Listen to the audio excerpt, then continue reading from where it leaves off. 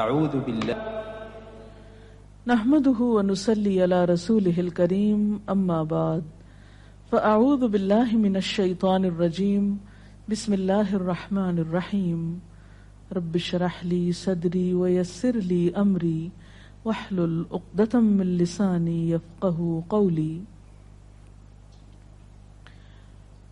ہماری آج کی گفتگو کا موضوع ہے صبر و برداشت. دنیا کی زندگی میں کوئی انسان بھی رنج و غم، مصیبت و تکلیف، آفت و ناکامی اور نقصان سے بے خوف نہیں رہ سکتا. ہر انسان پر کسی نہ کسی وقت ایسی چیز آتی ہی ہے جو اسے ناگوار ہوتی ہے، جو اسے ناپسند ہوتی ہے، اور یوں بسا اوقات انسان کو ناپسندیدہ حالات میں ڈال کر اس کی آزمائش کی جاتی ہے. قرآن پاک میں اللہ تعالیٰ فرماتے ہیں وَنَبْلُوكُمْ بِالْخَيْرِ وَالشَّرِّ فِتْنَةً، ہم تمہیں اچھے برے حال میں مبتلا کر کے تمہاری آزمائش کریں گے. ایک اور جگہ پر فرمایا خلق الموت والحیات لیبلوکم ایکم احسن عملا، اس نے موت اور زندگی کو بنایا تاکہ وہ تمہارا امتحان لے کر دیکھے، تمہیں آزما کر دیکھے کہ تم میں اچھے کام کون کرتا ہے. اچھے وقت میں، اچھے حالات میں اچھا بننا، موافق ماحول میں، خوشگوار حالات میں، یہ مشکل نہیں ہوتا.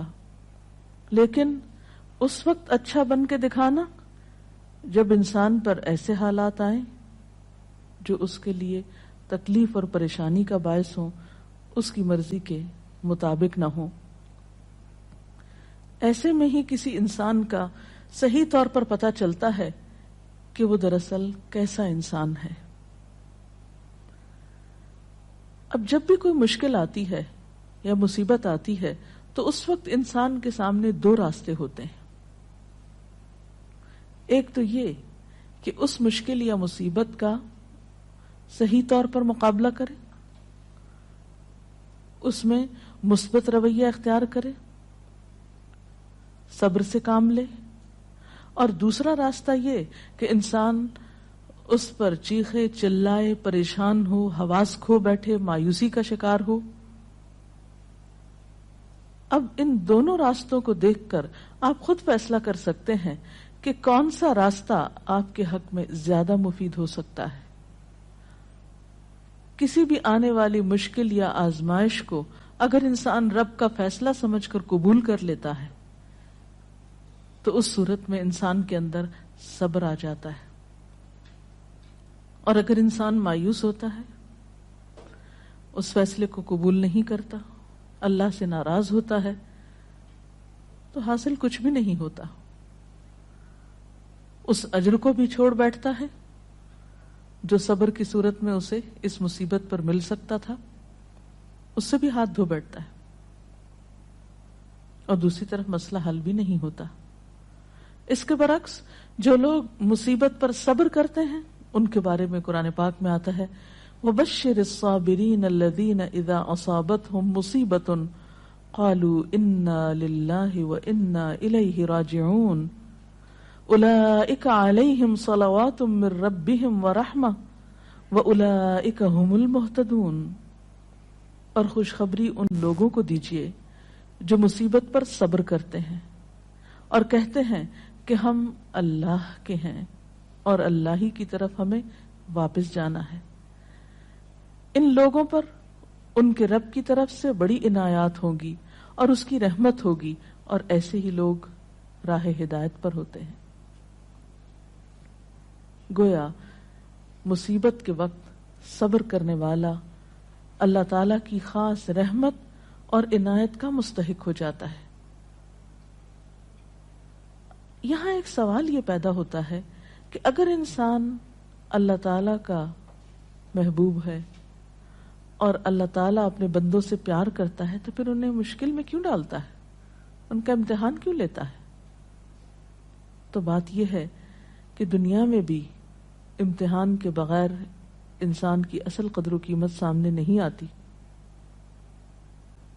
مثلاً ایک ماں اپنے بچے سے پیار کرتی ہے لیکن اس کو اسکول بھیجتی ہے، جب امتحان کا وقت آتا ہے تو گھر نہیں بٹھا لیتی، امتحان کے لیے بھیجتی ہے تیار کر کے، اور امتحان سے جب بچہ گزرتا ہے تو ہی وہ پہچانتا ہے کہ اب وہ کس قابل ہے۔ کامیابی امتحان کے بعد ہی آتی، بغیر امتحان کے تو کامیابی کا تصور ہی نہیں۔ اسی طرح ہم دیکھتے ہیں کہ دنیا کی تاریخ میں جس طرح کے بھی لوگ آئے، خواہ وہ نیک آئے یا بد آئے، اچھے یا برے، انبیاء اور صالحین تھے یا فاسقین و فجار تھے، آزمائشیں ہر ایک کی زندگی میں آئیں۔ اس دنیا میں سب کو امتحانوں سے گزرنا پڑا۔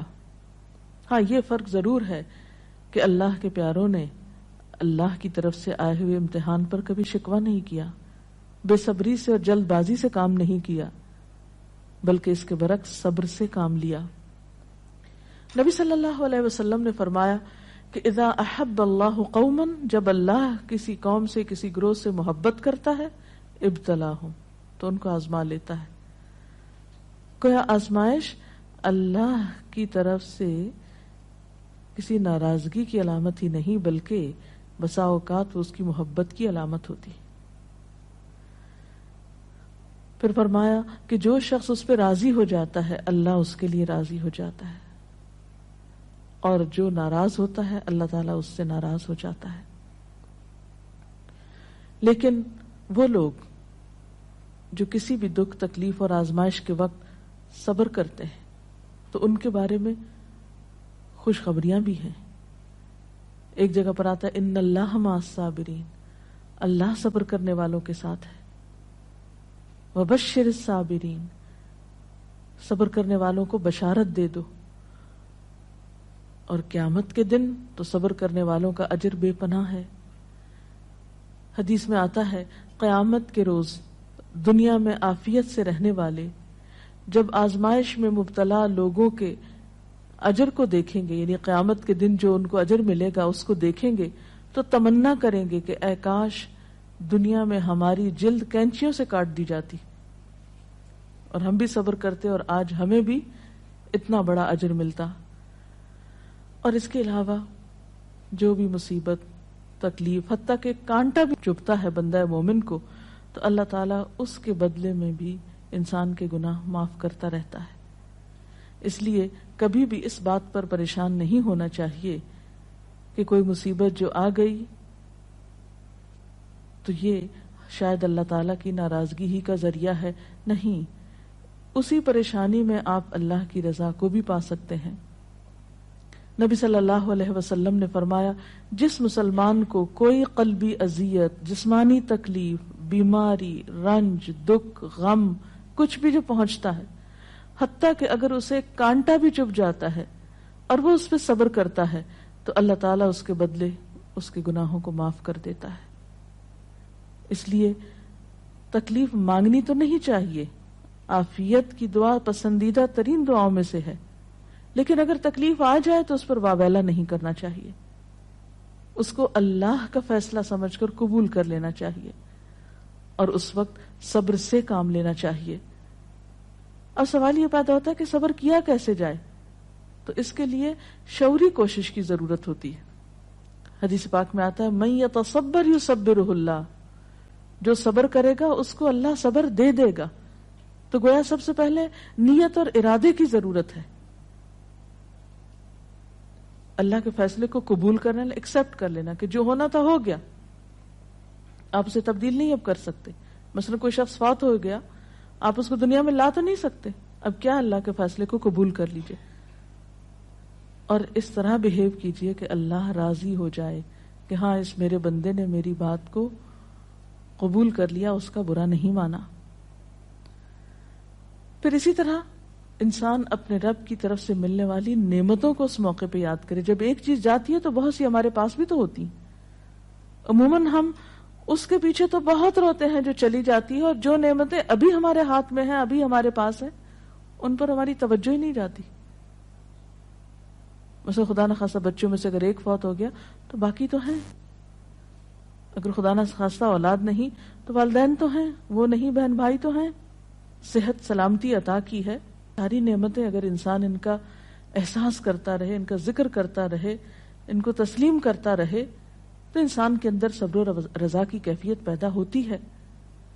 اور پھر اگر پھر بھی دل میں صبر نہ آئے تو ان لوگوں کے حالات پر نظر ڈالی جائے جو ہم سے زیادہ مصیبتوں کا شکار ہیں. اگر ہم کسی ایک بیماری میں خدا نخواستہ مبتلا ہیں تو ان لوگوں کو جا کر ہسپتالوں میں دیکھیے جو ایک وقت میں کئی ایک بیماریوں میں مبتلا ہیں. تو ہمیشہ تکلیف میں اپنے سے بڑی تکلیف والے پہ نظر ڈالیں گے تو اپنی بھول جائیں گے. اور اس کے ساتھ ساتھ یہ ہے کہ انسان کو دعا بھی کرتے رہنا چاہیے. قرآن پاک میں بھی ایسی دعائیں ملتی ہیں جیسے ربنا افرغ علینا صبرا وتوفنا مسلمین، ربنا افرغ علینا صبرا وثبت اقدامنا. ان دعاؤں کو بھی پڑھنا چاہیے. اسی طرح حضرت ابن عباس کا بیان ہے کہ نبی صلی اللہ علیہ وسلم جب کسی رنج و غم میں مبتلا ہوتے تو یہ دعا کیا کرتے تھے، لا الہ الا اللہ رب العرش العظیم، لا الہ الا اللہ رب السماوات و رب الارض و رب العرش الکریم. تو اللہ کا ذکر، اس کی دی ہوئی نعمتوں کا شکر انسان کے لیے صبر کے معاملے کو آسان کر دیتا ہے. اور حقیقت یہ ہے کہ صبر سے بڑھ کر کوئی چیز نہیں جو انسان کے لیے اتنی فائدہ مند ہو. جیسا کہ ایک بخاری کی حدیث میں آتا ہے، ما اعطی احد عطاء ما اعطی احد عطاء خیرا واوسع من الصبر. صبر کی توفیق سے بڑھ کر سمجھ لو کہ بہتر اور عمدہ نعمت کسی اور کو نہیں ملی. یعنی جس کو صبر کرنے کی توفیق ہو گئی، ہمت ہو گئی، تو سمجھ لیجئے کہ اس کو سب سے بڑھ کر نعمت مل گئی.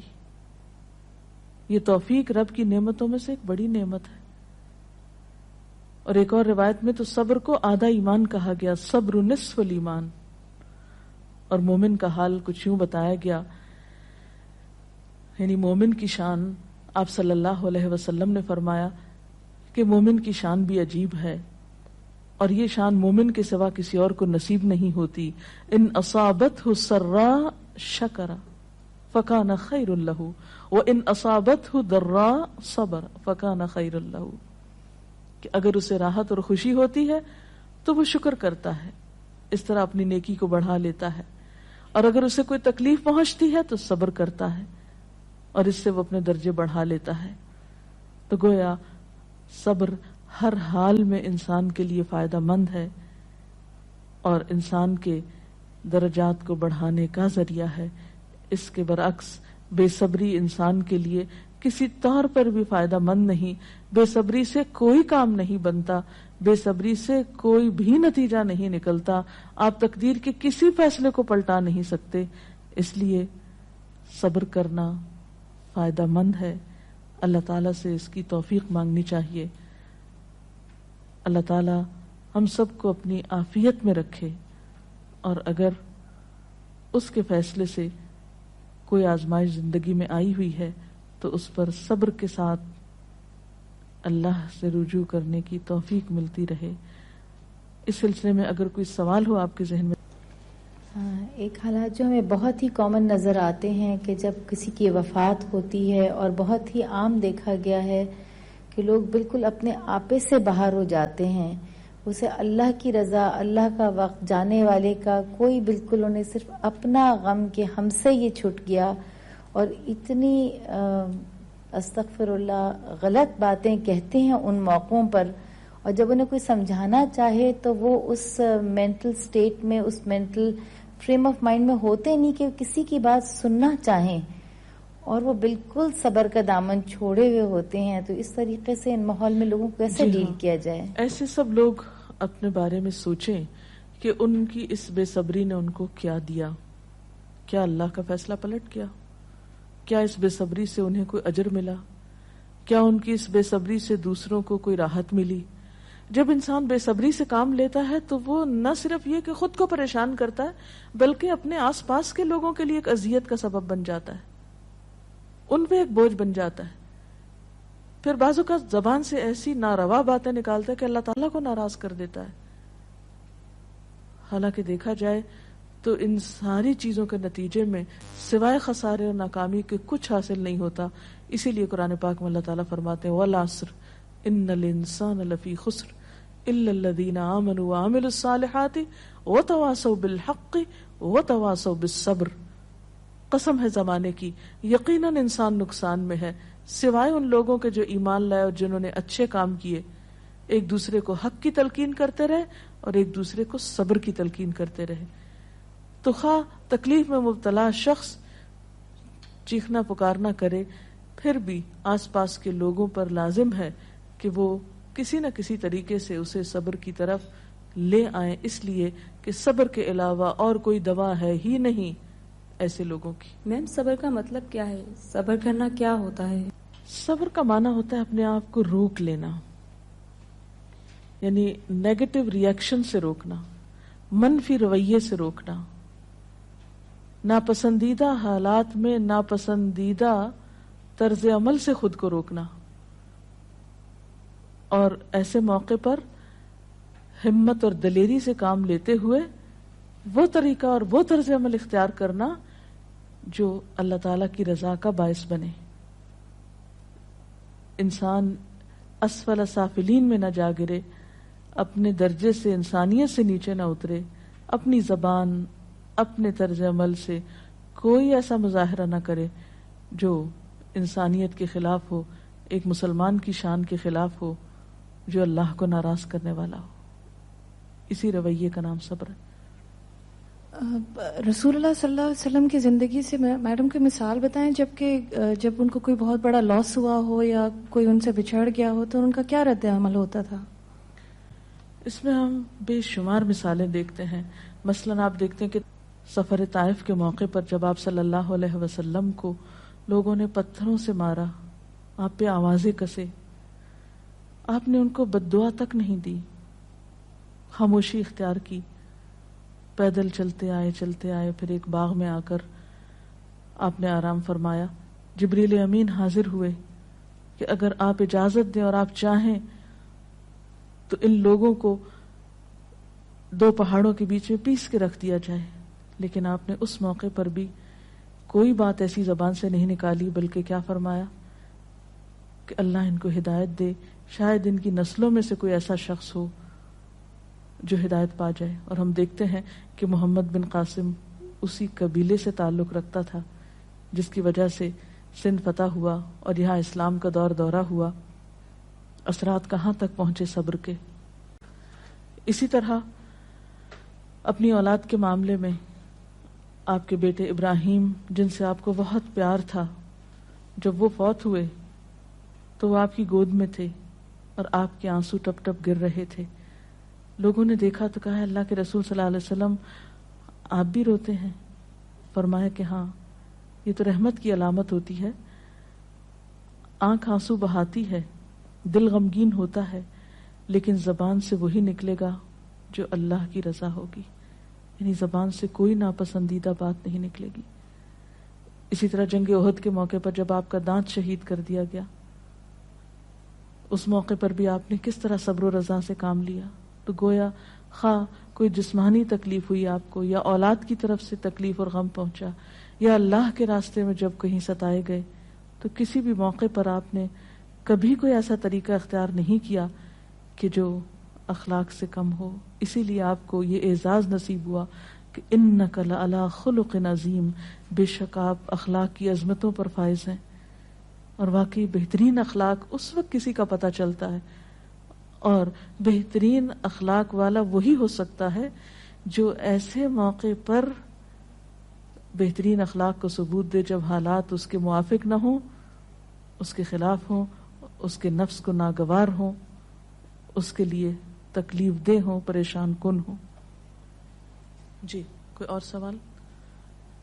یہ صبر کے معاملے میں ہم عورتیں جو ہیں عموماً بے صبری کا زیادہ مظاہرہ کرتے ہیں، خاص کر جیسے کہیں اموات ہو جائے یا کچھ ہو جائے.